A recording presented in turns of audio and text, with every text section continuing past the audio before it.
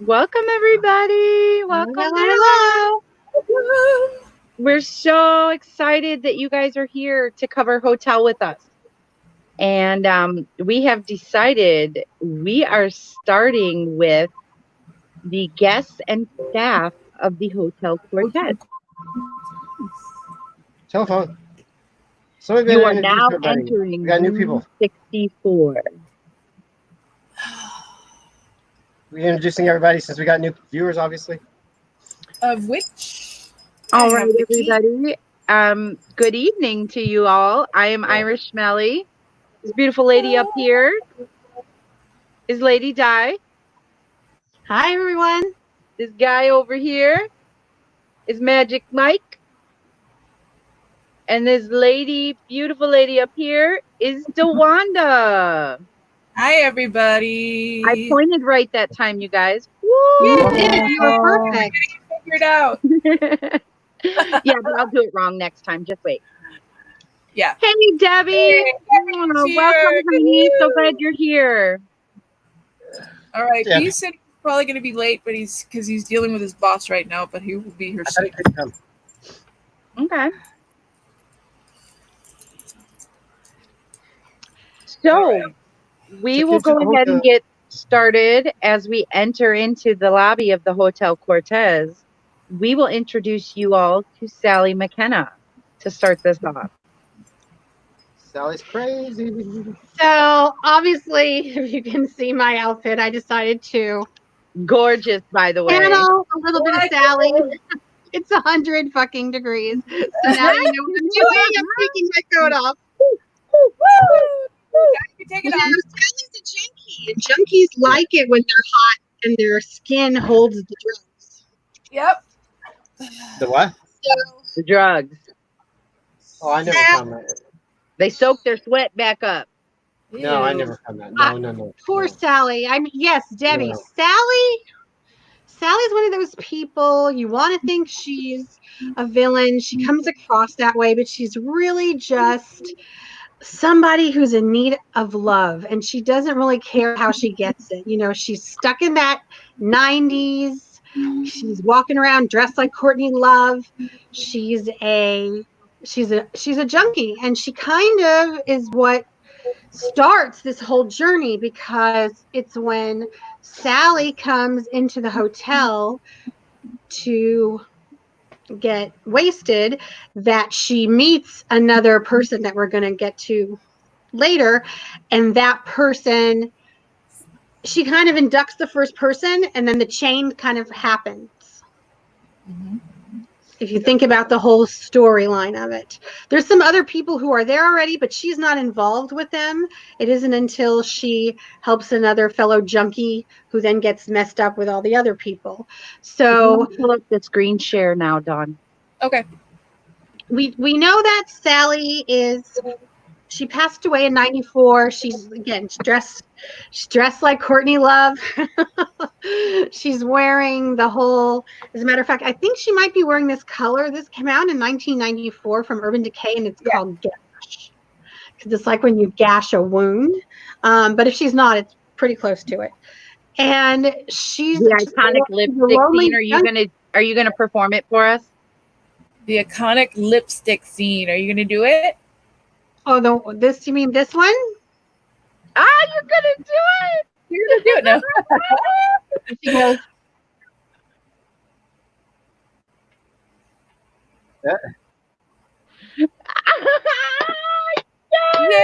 Yay! Oh my God, I love you for that. I know, that is so cool. You are fantabulous. The only difference is that she does it with the black lipstick, though. But well, it's the same red. It's the same red. Sometimes she writes on the mirror with it too. Smear her eyes. What she does this when she's in the bathroom with John, and John won't remember who she is, and she's getting very upset about it. Yeah. So yes, that is why if you come on later, that I am like this. So Sally is like any other. Thank you very much, Debbie. any You other are the queen. every person who does drugs is looking for something. Here is your crown. Dun dun dun. If we could pass it up to you, we would. Thank you. Anything for my kid. Anything for my peeps. So Sally she's lost, she's alone, and she's lonely. She's doing drugs, and it turns her into a bitter person because she wants somebody to love. I mean, it's the same old story. I mean, it sounds kind of boring, but what happens on her evolution is we find out that she was a songwriter and she was writing with a bunch of like grunge people. And as we all know, in the 90s, the grunge people, the Kurt Cobains, the as Stone Temple Pilots, Scott Weiland, everybody was doing. It was a big thing. Heroin was back in a strong way in the 90s. I don't just kind of seemed to be in that kind of culture. It was cheap. And Yep. It was cheap. it was cheap. So she's stuck at the Hotel Cortez because while she was helping another addict, she was murdered. And of course, we all know when you go to the Hotel Cortez and you have unfinished business, and boy, does she have a lot of it, you're stuck there. So she's trying to make the most of her time, and This is for Debbie. she has she has a lot of adventures even before she dies. We find out later on she's been there quite a bit. And she was helping a couple write some music that became very famous. And even early on, like in the first or second episode, she talks about a poem that she wrote that Patti Smith fell in love with. Now, if you don't know the history of punk rock music, Patti Smith was a person who became famous in the 70s. As a matter of fact, she did a song called Because the Night that Bruce Springsteen covered later on. And she was very much in that Wendy O. Williams kind of real early punk. She's actually the character that Gilda Radner is. Have you ever seen Candy Splice? On really early Saturday Night Live, Gilda Radner does a punk rock chick. Anyway, supposedly she knows all of these kind of famous people, and they all kind of edge her out. Like they use her for what they want and they throw her away. So she's now, as being dead, she doesn't want to be used and thrown away. She's already conjured up a demon when she was there getting high one night with two people who were writing a song with her. They just wanted to be together and they wanted to love each other. So she sewed herself to these people. And you see in the beginning, she sews Max Green after she kills him in the bed. So there's kind of, you see a little bit of early on, and you don't find out about it until almost the end of the series that she was when she sewed these two together, they OD'd and she was alive for like 5 days. And that's where this addiction demon comes to life.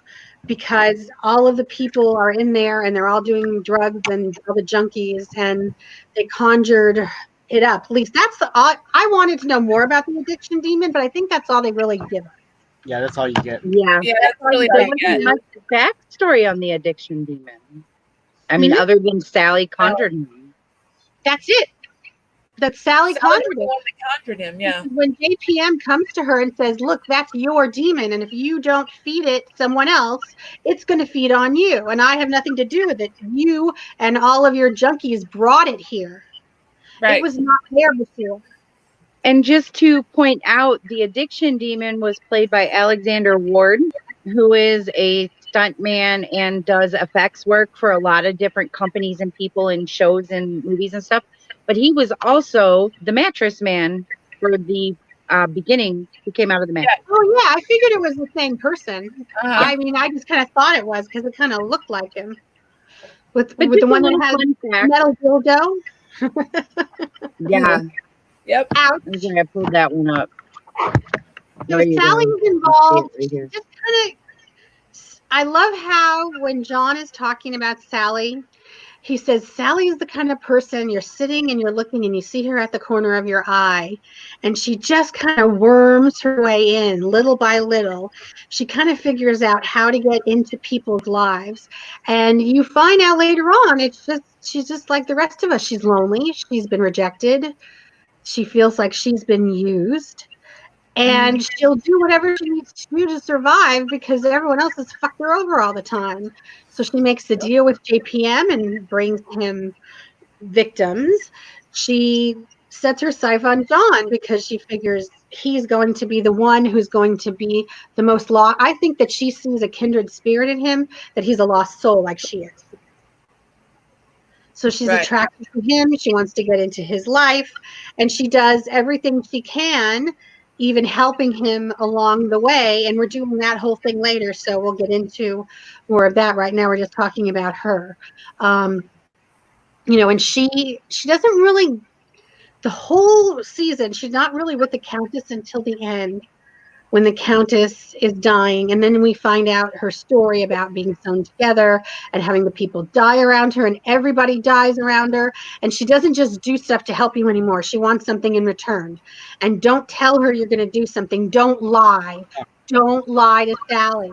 Don't lie to her, because she's had so many lies in her life. And I mean, who of us hasn't felt like that at one time in their lives? Sure. I mean, she's such a relatable person to us. Once you realize, this season, the characters are so amazing because you hate them and you love them, and you hate them and you love them. And there's not clear cut, to me, villains and heroes in this particular, because everybody has such a journey that they have, and that's in every American Horror Story. But this one has so many people like that. Every evil person, you see them not be evil. Every villain, there's one villain you're Totally agree. And with Sally, the only thing she's concerned about is that everybody leaves her, and she's just like, no, you're not going to leave me, right? Yeah. So she's about ready to, and so after she doesn't get John, and she's freaking out, and she doesn't know what to do. Lovely Iris realizes that she's so lonely, and guess what? There's another whole world out there that you don't know about, and gives her a BlackBerry, right? It was like 94. So it looked like a BlackBerry to me. He gave her cell phone, and the next thing you know, you see her becomes the ghost in the machine, talking to everybody, and as soon as that happens, and Iris sees her pain, she knows what she needs.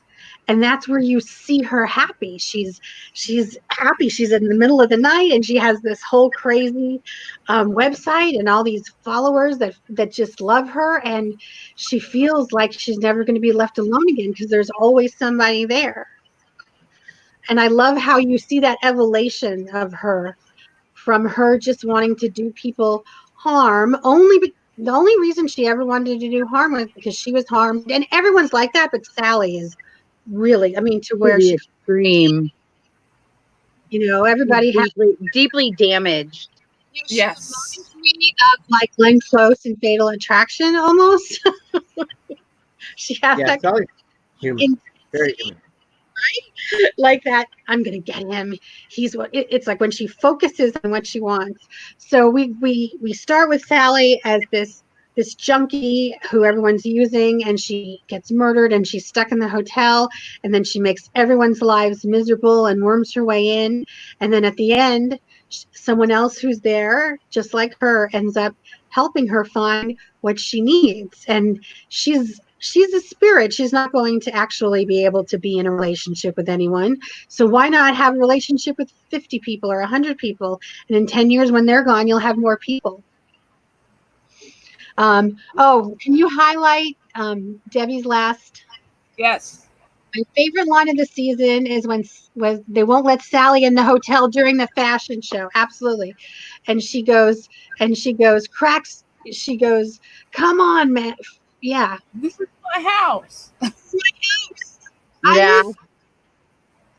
And you can't, I never hated Sally. I just always knew she was sad. Yeah. She's hard to hate. She's humanly flawed. Yeah. And we'll talk about her when we get into other people. Right now, we're just doing our characters. Because it's like, and then you feel bad, and then you find out. Then you wonder, did she really write that music, or was that in her head? She's fucked up. Did she Yep. really? She said it's quite possible. It's LA. It's the 90s. Everybody's on fucking heroin. They're all downtown in hovels. Oh yeah. I mean, that's the culture at the time. But when she started with the whole Patti Smith thing, I started to believe that maybe she was that creative like that. Yep. She just loves the needles. Anyway, you can get. Oh, So one of the people that Sally meets, who then sets off a chain reaction, is our boy Donovan. say it again. Yeah, I can't hear you. We can't hear you. One of the addicts that Sally finds in the hotel is our boy Donovan. Yeah. Yep. And we're going to give it over to Dawn. Actually, no. We're going to give it over to Oh. Mel. We changed it around. Sorry. Okay, Another good. so let me get back here.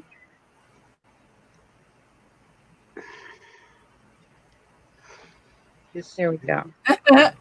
All right. So, yes, as Di said, Donovan is one of the people that Sally brings to the hotel.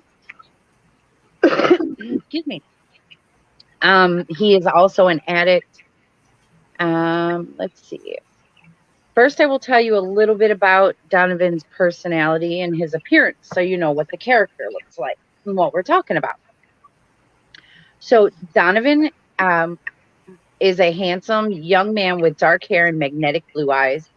He's cunning and full of anger at his circumstances. He is prone to outbursts of rage. He showed no remorse for killing victims to feed and was only shown to care about Elizabeth, who we will get into later. Like his lover, he is often seen in expensive designer clothing, an outward manifestation of the life of decadence he indulges in. He displays very little care for his mother, Iris, but he has a close bond with Elizabeth, with whom he is deeply in love. So, Donovan's background a little bit is that in 1994, he went to the Hotel Cortez with Sally, as Di was mentioning. They went there to get high. They went into room 64. And he overdosed. He overdosed from heroin. His mother had been following him, and his mother comes in and sees this. So I kind of got to jump back and forth. So I'll get into Iris too. Let's see. And so then just for as for Donovan, he's lived in the Hotel Cortez for about 20 years now, in the laps of luxury, only marred by the presence of his overbearing mother, Iris. Now, I think that's so weird that they let her stay. Iris? Yeah, it was kind of. There must have been she went to something in work. the back of his mind that he really did want his mommy, that they let him stay. They let her He stay. did. And you see that throughout.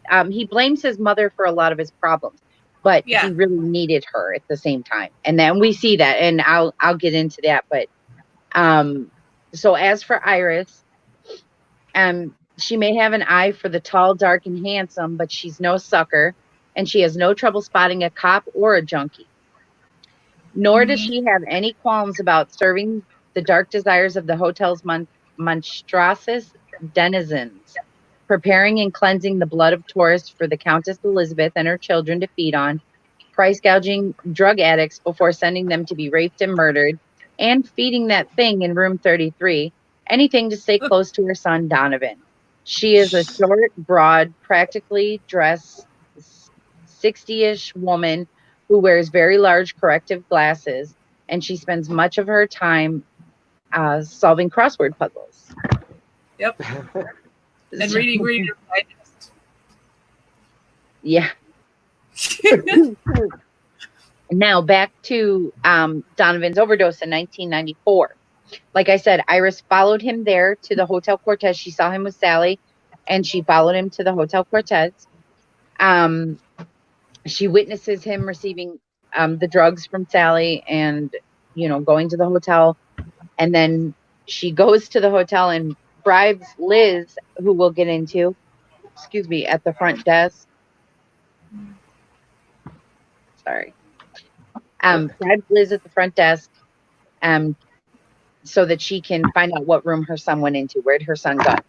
And Liz sends her to room 64, where she finds Donovan overdosed from a heroin overdose, a drug overdose.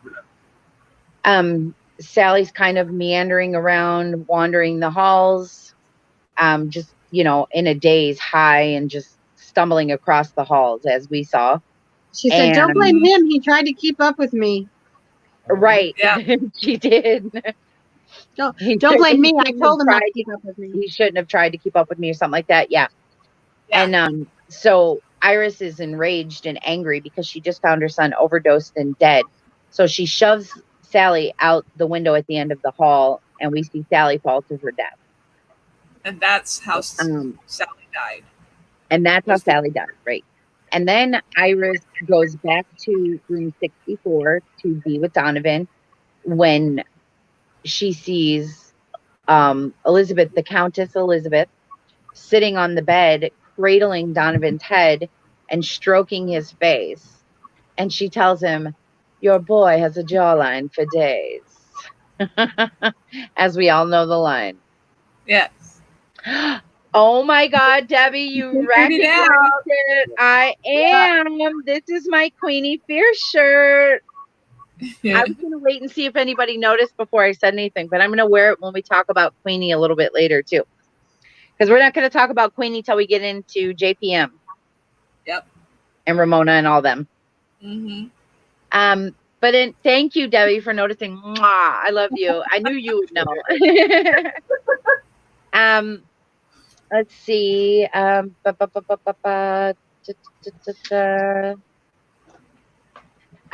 then learns that this woman is Elizabeth, the Countess of the hotel, and that she's a vampire. So then Elizabeth revives Donovan by giving him some of her blood. Mm-hmm. So he wasn't dead from a drug overdose. He was almost dead from a drug overdose. Because had he been fully dead, I don't think she would have been able to revive him. Unless there's this window of opportunity between time period when it's still cold. It felt like he had just died or was just right there on the brink. It's right on the edge. Yeah, that's what I think. Like no one could have saved him, but she brought him back. Right. Mm-hmm. So then and then Donovan becomes the Countess's lover in the hotel for the next 20 years. Like we said, living in the laps of luxury. Mm-hmm. In all the time since Iris has remained the manager of the hotel to remain close to Donovan, she became the manager of the Hotel Cortez just so she could stay close to Donovan and keep an eye on him because she knew what it felt like when she thought she was going to lose him, and she knew what it felt like when she thought she lost him. So she doesn't want to leave his side again. She is very much like, this is my son. This is all I have. And we even see a breakdown moment quite a few times with her and him. And it just melts my heart. I feel for her. I'm like, yeah, she's overbearing, but God, she just wants to love you and take care of you. But we see then,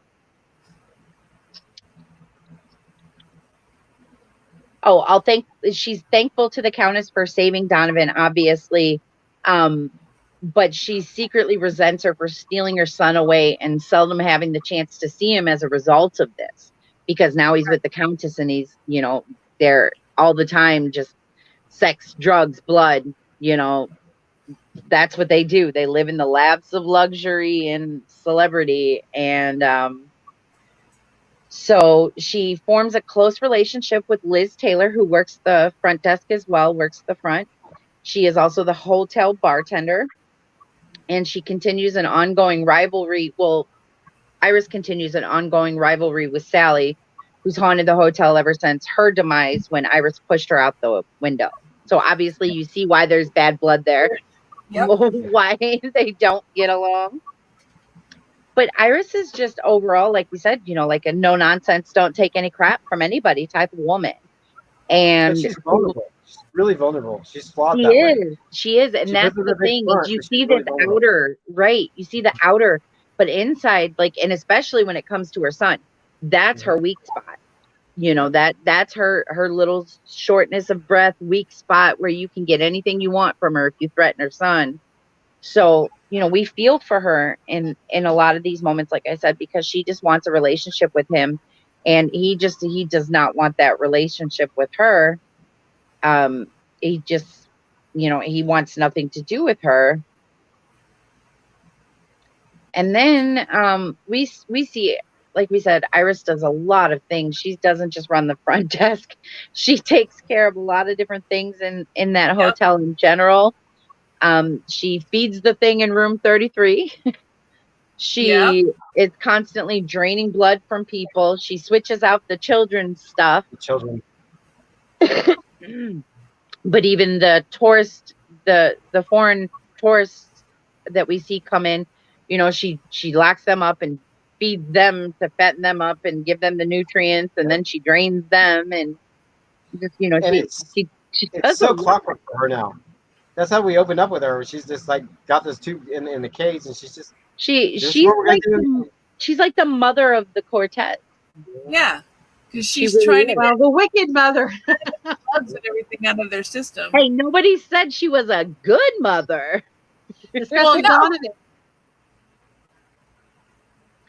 Mommy Dearest, she wasn't a Mommy good mother, but Dearest, she was a mother. Oh no.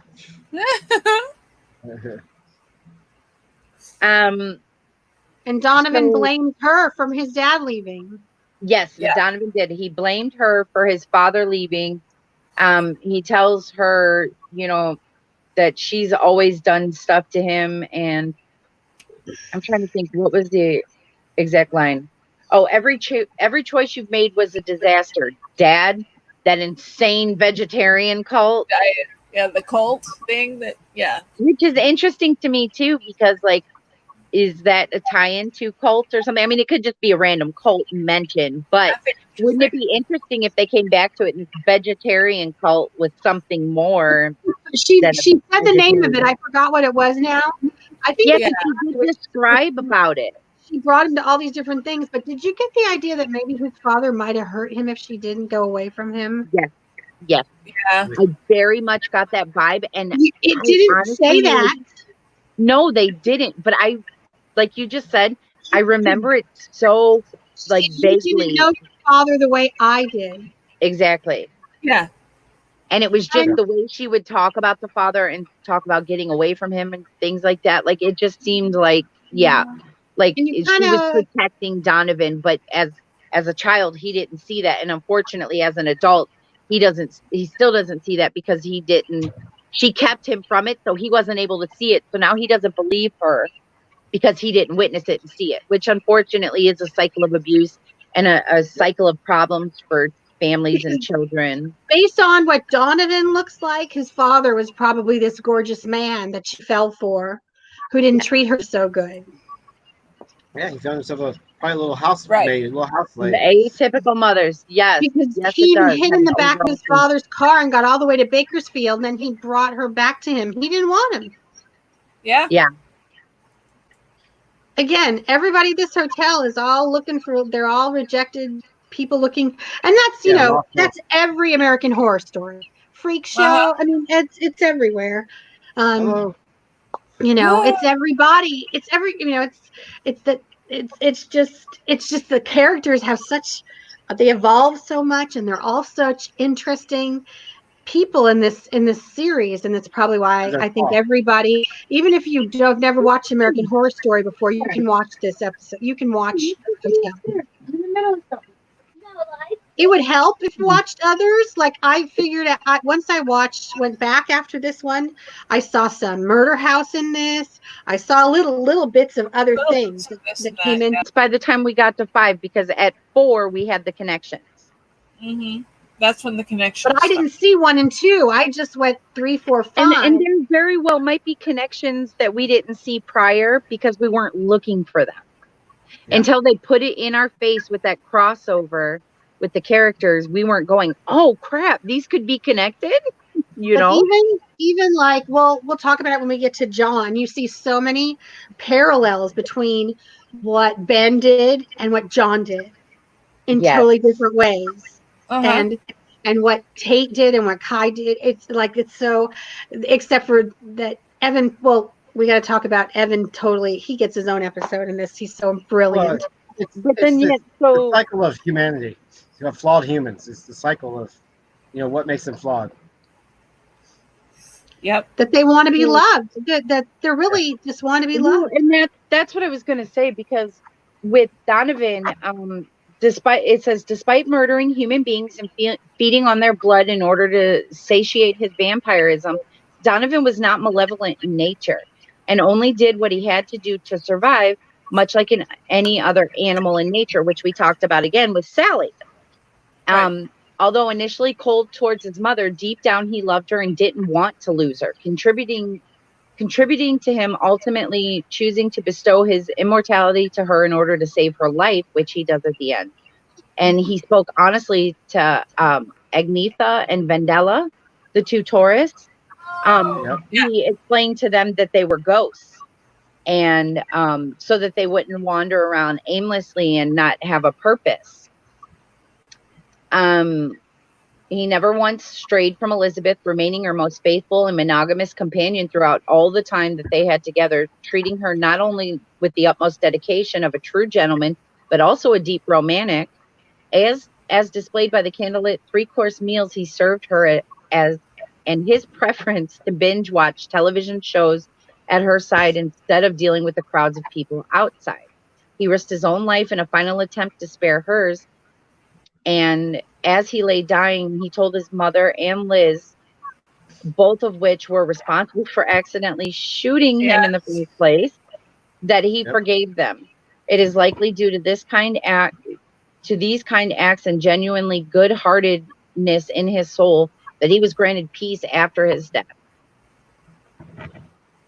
Because he's one of the, that he didn't want to die in the hotel because he didn't well, want he's to only one of the four at this point. This is season 5, and he's only one of 4 characters. He's only the 4th character to have passed on to a blissful afterlife, with the first being Addie, the second being Elsa, and the third being Nan. So it was blissful in their own ways, I guess. Yeah. To them. Well, yeah, that's right, because he comes back later on and tells Billy Dean. Yeah. Right. You mentioned something else. There seems to be a pattern now too about the ghosts not knowing they're ghosts. Yes. Until they're told by someone, it's like they just sit there and they have no idea. And Iris Kathy Bates actually was nominated for a Primetime Emmy Award for Outstanding Supporting Actress in a Limited Series or Movie. Yay, and Iris was the second character to mention the use of sage to cleanse spirits. The first was Constance, and the third was Behold, Chablis. Oh, behold. Oh, behold. One of the few good parts of Apocalypse. Love Billy Porter. God, I want Billy Porter back so bad. I mean, I know Pose, but I want him back in AHS. My God, he was amazing. We can't lose him in Pose. Pose comes first. Pose comes first, yep. First. If they ever do it. Well, I mean, now is an exception. They will. Oh, they'll do Pose 3. Yeah. But I mean, that's kind of Iris and Donovan in a nutshell, because we'll even talk more about them and mention them as we talk about other characters and connections. So I don't want to give away too much with other people's stories, but that's kind of in a nutshell. The characters we're talking about today, they're all in a way, they're all intertwined. So we end up talking about them in different aspects when we're talking about other people. And like you said, with Iris being like the atypical mother for this season, she's kind of, in everybody's mix, in everybody's business. And Donovan obviously has a lot to do with the Countess when we talk about the Countess later as well. So, so you guys will hear a lot about them throughout. Yeah. So we'll definitely be coming back to them, as we will a couple of the other characters too. But I mean, that's it for Iris and Donovan in a nutshell. So Mike, if you want to take over and talk about the iconic, beautiful, wonderful, gorgeous possibly the best AHS character to date. Yes. I mean, just the fact that Dennis was able to pull this off the way he did and then leave the show. I know. Oh my God. I mean, because he did this and then he did what? His little stint in Roanoke, and that was it. What a way to go out. Come on, Dennis. Come on back. We miss you. So, we that miss him said, so much. the infamous Liz Taylor, played by Dennis O'Hara. The character is a transgender character.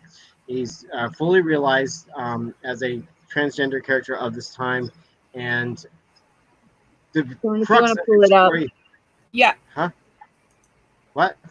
Oh yeah. No, The crux of her story really follows that her inner struggle with her identity and family, and how she associates with the general public and close friends, which is very very telling of the times, very telling of Ryan Murphy and the community outreach that he does, displaying these characters and stuff. But she Liz starts out as Nick. What is it? Nick Pryor. Yes, Nick Pryor. Nick Pryor, who is a medical supply salesman, and we learn through his backstory that he would go to these conventions and across the states to sell his equipment, and he would basically take his wife's clothes with him. And when he's in the privacy of his own hotel room or in privacy of his own home, whatever, he would dress up as women's clothes and start to feel his true, authentic self. Well, on one trip to the Hotel Cortez, on some business trip they were doing, he decides to get dressed up as he normally does, and he runs into the Countess, and the Countess is there with him, and she's telling him, she senses that. What does she say? She says something like, you are a man. You're just like a man, but you don't feel like a man on the inside. You don't feel your blood and your skin. He said you don't smell like a man. You smell like a woman. You smell like a woman. Smell like a woman. And that absolutely broke Nick down. He the first time somebody in his life, really gave him credit for what he was feeling emotionally on the inside. Somebody acknowledged it, and right there they had the Countess and Liz had this immediate bond and attention. It was almost like Nick gave his soul to her at that moment to say, I trust in everything you do because you recognize this. And she tells him it's one of the best little speeches that she gives. Oh my goodness, I love that, Debbie. Yeah. She says what? She says goddesses aren't quiet. They don't go quietly. They goddesses announce don't to the world. Speak in whispers. They scream. And that's so powerful to him, but he still can't do it. He still has it, and she ends up convincing him. She does a makeover on him, and she's like, "My God, you're beautiful. You are your true self. This is you." She anoints him Liz Taylor, and that's where the name comes from. And she convinces him, just go out in the hallway, just go show the world who you are. Because he looked like Liz Taylor in Butterfield 8 when she was wearing that slip in their fur coat all the time. Yep. Hey, B, and we're glad you're here. She runs into her colleagues, and they, of course, ridicule her. Yeah, give her a bunch of shit. And he's like, and then that's when it snaps. That's when Liz snaps and realizes, you're not seeing me. So stop your nonsense and take a look 1 second at me. And that's when she said, she gave the whole fuck you to the world. I'm here, and she owns it.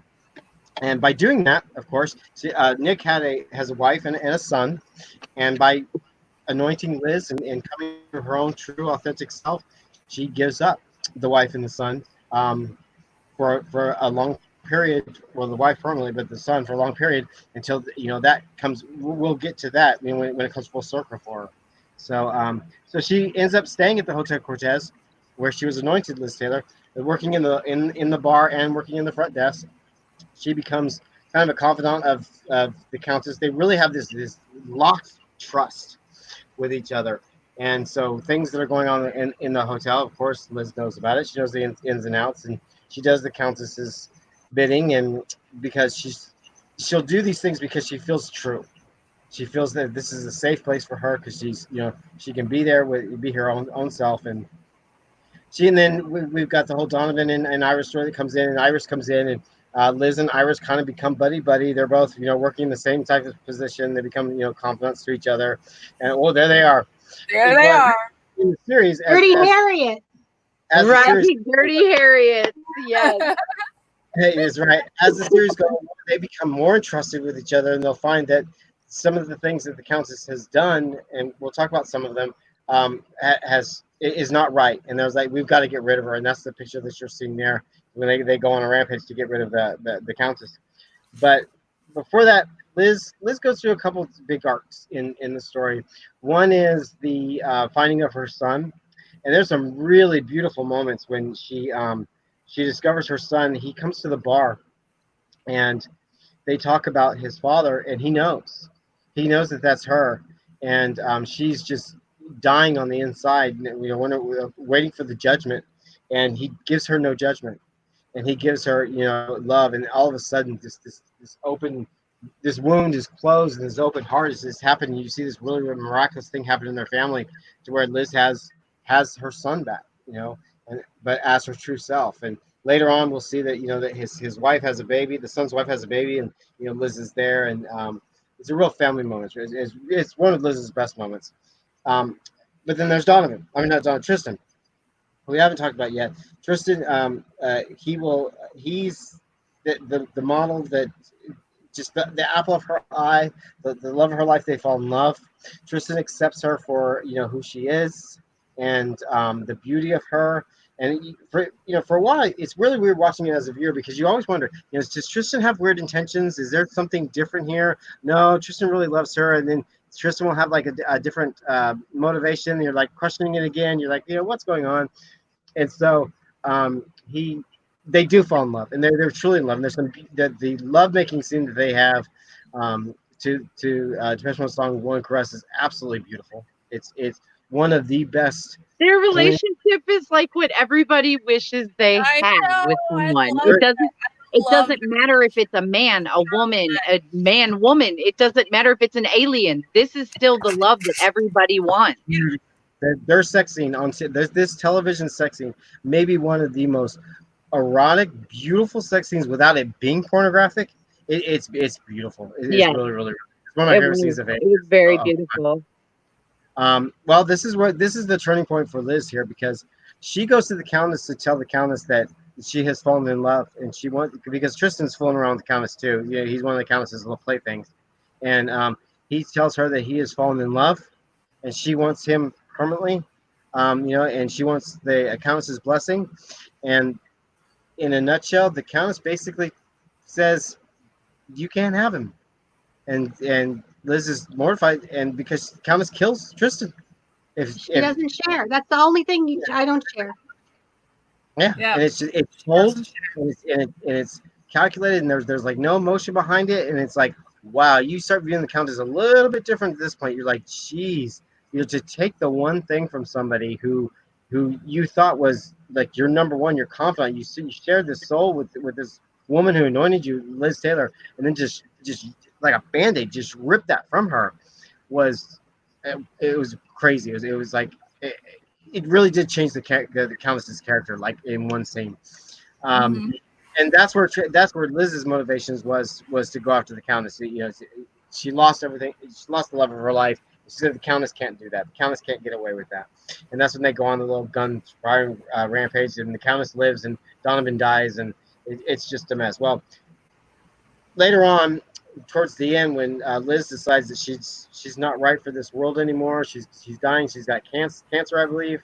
Yeah, and prostate. She has in the after she had established oh no, that's later. So she decides that she wants to kill herself, and she wants to do it in the hotel because she wants to stay with everybody in the hotel. She wants to do it in this beautiful communal family way. But before that, she said that she had not spoken to Tristan yet. Tristan hadn't come to see her. Tristan hasn't talked to her. Tristan hadn't made herself known. So she says, obviously Tristan didn't love me. Because he's not speaking to me in the afterlife. Well, they bring in Billie Dean, and Billie Dean from AHS 1 from Murder House.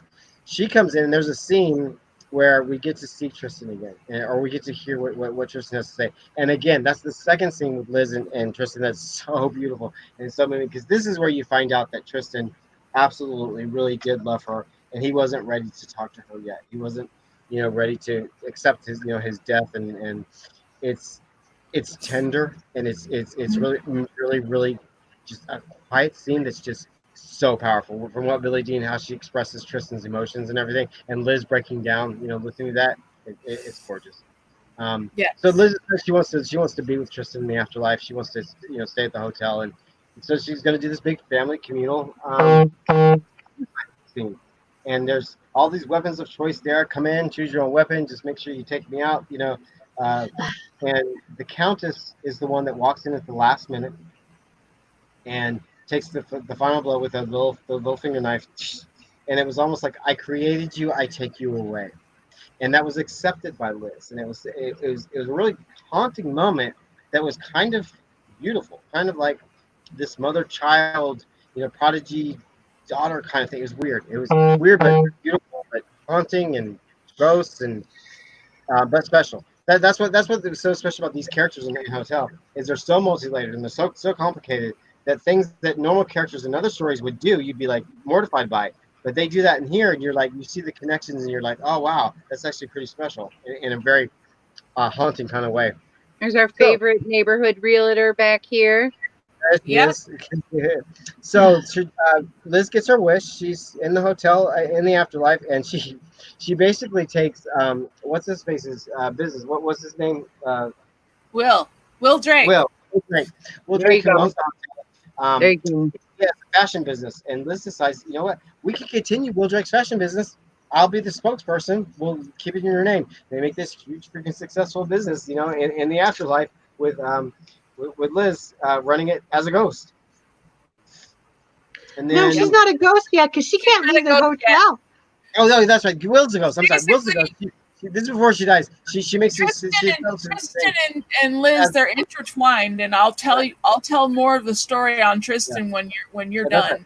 Will's the ghost. She uses his name as the spokesperson, but then they're able to continue that. It's successful for her. So she kind of has that happy ending as well. She has that really fulfilled. Most American Horror Stories, there is a resolve. That's that's the thing about them. You might not like it, but he does end it. Mm-hmm. And it's very special with the Countess and Liz, because the Countess took Tristan away from him, but by the Countess coming and giving her that blow, it's like she's allowing Liz to go back to Tristan, which is neat. Well, because she's had a chance to reflect. Mm-hmm. Yes. She's dead all of a sudden. She's over 100 years old. She never thought she'd have to deal with being dead and being stuck at that fucking hotel with her ex-husband that she doesn't want to deal with. Right. The whole thing. She went to the whole Donovan thing, the whole Valentino thing, the whole Ansel Bassett, whatever character's name thing.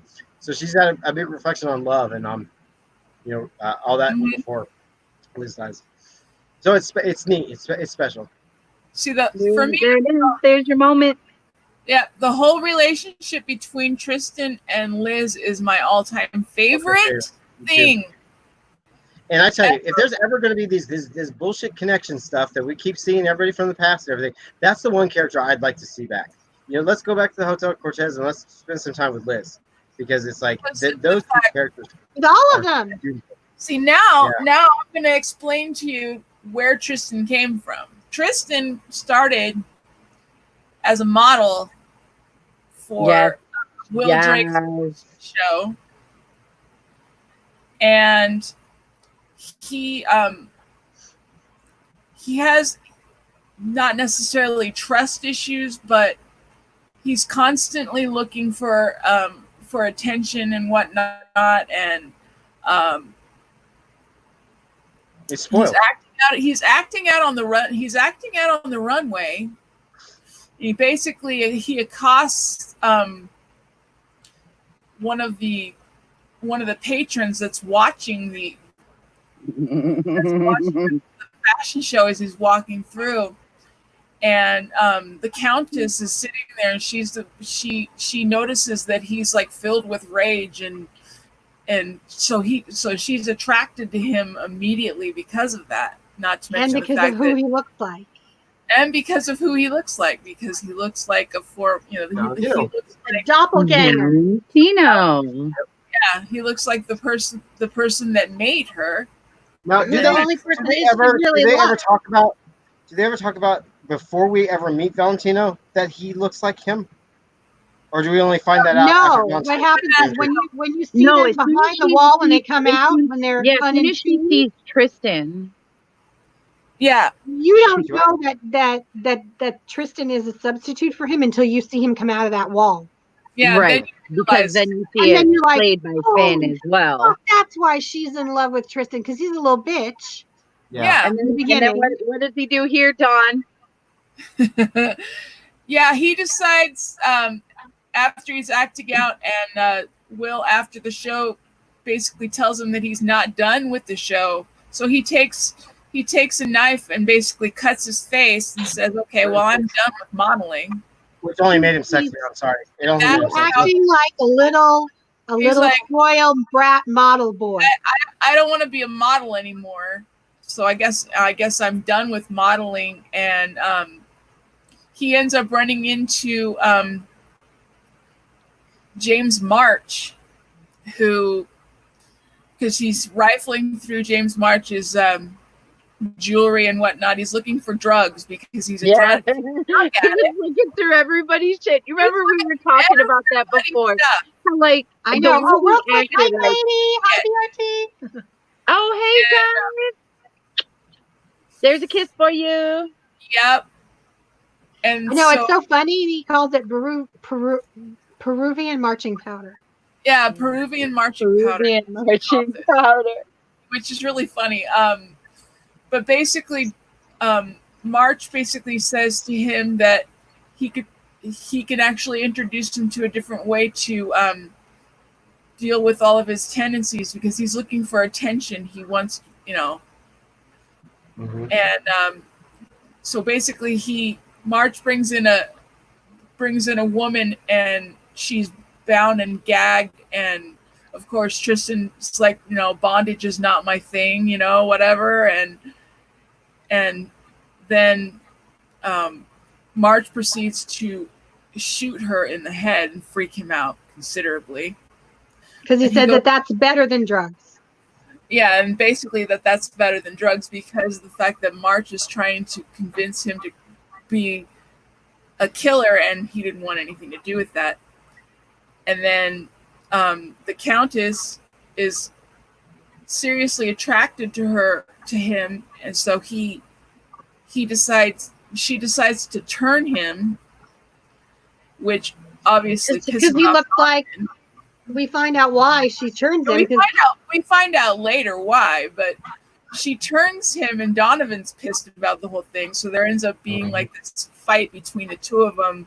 It's like, I can't believe you turned him, and all this other stuff. And so Tristan ends up being the Countess's boy toy, And she for the kicks longest Donovan time. away. and she kicks Doesn't move Donovan out. out. And but then again, Cold. later on down the road, he ends up falling in love with Liz. So that's where we get the Liz and Tristan connection, which I love the most, because they're so sweet together. I just love it. So beautiful. I'm sorry, I had to show this one because you were just talking about it. Because I love this. I love this scene because I love this line right here. He says, "I googled you," and he says, "That sounds obscene." That sounds But he so looks- obscene. But he looks intrigued by it, like, ooh. That sounds so obscene.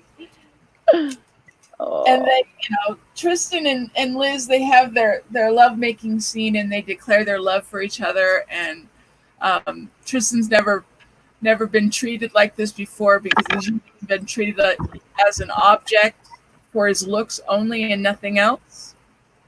So he's not used to somebody actually caring for him. But Liz actually gives him, books that actually don't have pictures in them.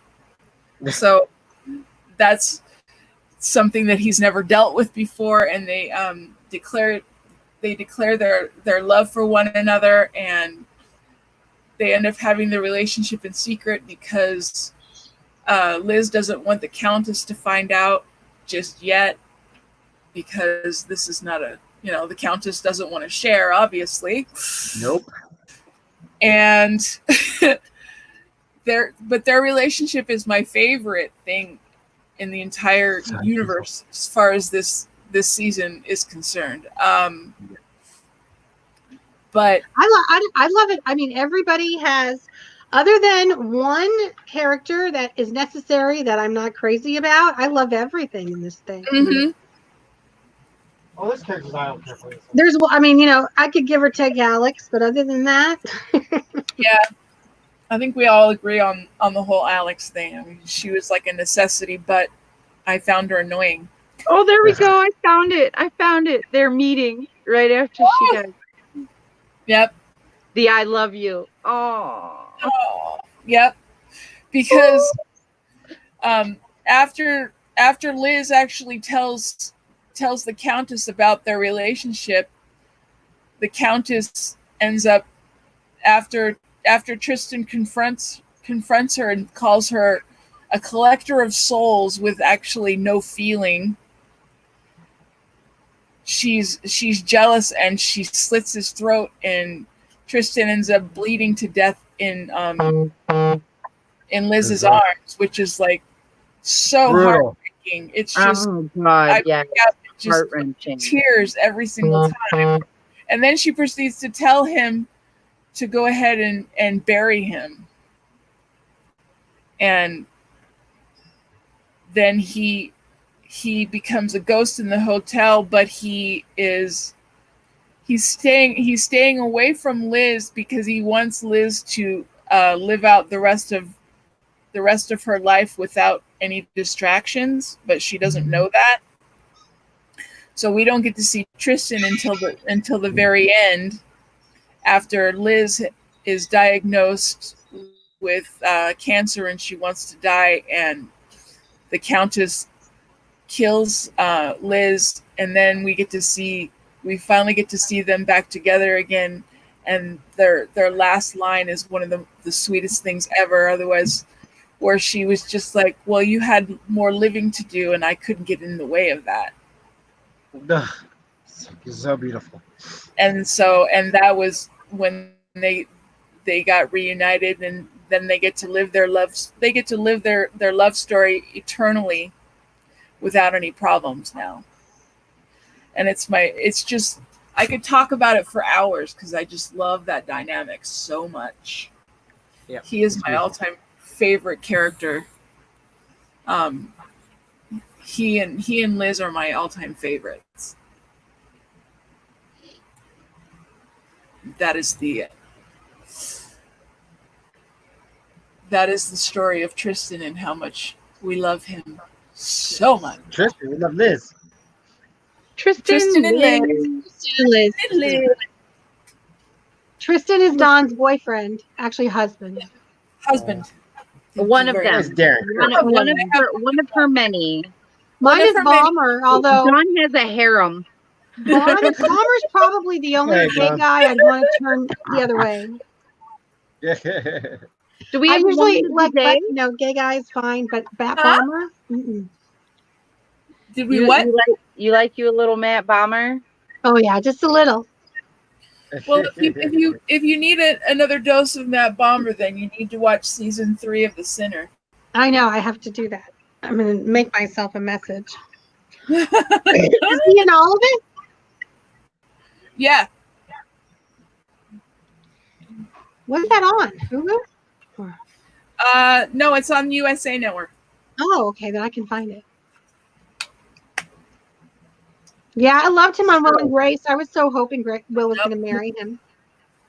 He didn't, but no, of course not. They never do. Of course not. Jack got married. Huh? Jack got married at this last. Which he didn't really, because in the original finale, he was with Karen at the end. Right, but in the last season, he got married to Estefan. Anyway, we digressed. We're at 59 minutes. Do we have a wand of the day? We are. We do. I have a special one. It says, I went through the inventory and I did all the list of all the wands, and I'm very surprised at some big characters we haven't done yet. Get out of there. Well, you're the one this one. We don't know these things. You do. Well, now I know. 'Cause I got the list now. The more you know. Today, I PSA, actually switched ones children. because it's something we were talking about right in the beginning. I was like, oh, that I'll save that. So I switched them. So today we're doing this is Serafina Picares. One. Ooh, That's it looks, big. Definitely a like girl. a lady. It looks like a She lady's is- personal product at first. Yes, she. There you go. She is the She's like the Lady. minister of magic of America. She's like the president of magic of America. In the Fantastic Beasts story, and so she's got a very beautiful one. And I like this one because it's very. I like that thin. one. I like that a lot. Yeah. Color? Yeah, the grip is great too. That's what she said. Is that the She only said. one that has any color? The rest of them are just like wood. No, or- there's some Fantastic Beasts ones with color. Ooh, Yeah. we're gonna get more color. All But right. this is the only one that I believe has this pink color and has like a clear jewel like this. McGonagall's has a very small jewel on the top, but this whole thing to be a jewel like that, this is the only one. That's pretty. It's really pretty. I love McGonagall so much. Yep. Yes. All right, guys. Well, we have brought you guys the guests and staff of the Hotel Cortez. If we forgot someone that you are missing and loving, just remember we're going through this step by step. So Yes, and They'll we're be going to give you might some room still be service. hitting on them. Right. So we might still be hitting on them. So please be patient with us if It's you our haven't first seen your day. favorite. Take our time with Hotel. Yes. We'll get there. Remember, live life happy, live life safely, and remember, you are fierce. Yes. Work. Work, cover girl. Don't forget, Work, girl. Oh, wait, wrong show. HBO Max. For those of you that are AT&T customers, you'll get free HBO Max starting in a couple hours. It's going to launch. And the reason I bring that up is because we are covering Legendary, which is a brand new show on HBO Max that is going to kick off, I think tonight. I'm not sure what day it's on. I got to look. No, Um, a couple more. We got a couple more days. I think it's A couple more days? it's Okay. tomorrow. So it will And be yes, a reality. Candy, we'll be doing them together later. Yeah, it will be a reality show that's based off of the ballroom scene from Pose, where the people are going to walk the balls and get scores, and a lot of where the Rue girls will be in there. I saw them in the preview. So it's going to be a special show. So we will be covering that. We don't know what day yet, but we will be covering it. But Yes. we'll kick off with HBO Coming Max. soon. HBO Hit Max that. kicks off tonight. Soon. You guys hit that like button, thumbs it up, Like, leave us a subscribe, comment down comment, below, comment, and hit the comment. notification bell.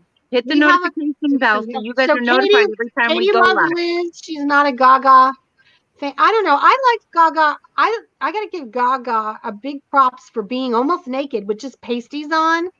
She I was love Gaga. fearless. She dove right into this. I thought that this character was better than other things that she's done in acting. But But we digressed. We'll I have talk to about tell the Countess later. yes, so Gaga in my I was just commenting because Katie made some comments. I didn't want to. Gaga in my book can do no wrong. When I saw her in concert, that was the best show I've ever seen, and not on a performance level, as far as an artist giving back to the audience. Gaga loves everything about her audience. Everything is about the fans, and it was amazing. It was really, really. Yeah, we're fun. going to talk about that. This was just our first character study. We're not going to do the whole series, Yeah. except for there is one episode we're doing a whole hour on Devil's Night. So stay tuned. All right, guys. Well, we love you. We love you for being here, and we will see you in the next Thank one. you so much. You guys be safe. Good night, everybody. And